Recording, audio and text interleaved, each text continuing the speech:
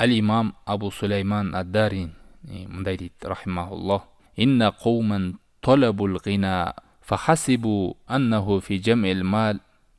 Айрым коомдор акчаны топтоодо, байлыкты жыйноодо ушуну байлык деп ойлошту. Ала ва иннал гина фил кана. Ал эми чыныгы байлык, токтук бул канеет кылууда. Ва талабур раха фил касра. Ошо байлыкты көп кылып жыйнап алсам, көңүлүм ток болуп калып эс алам. Мындай тынч жүрөм, артымда малым бар деп ойлошту. Ва иннамар рахату фил килла. Ал эми чыныгы рахат бул аздыкта. Ва талабул карама минал халк ала ва хия фит тақва. Бийиктикти, улуулукту махлукаттардан көздөштү, бирок чындыгында бул таквалыкта. Ва талабун ни'мата фил либасир ракиqi вал лейн ва фи таамин тайиб.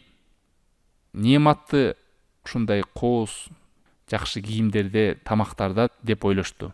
Ал эми чыныгы немат ва ни'мату фил ислам ва сатр вал афия. Чыныгы немат исламда жана саламаттыкта, тынчтыкта. Аллах Тааламдын биздин айыптарыбызды адамдардан жашырып койгондугунда.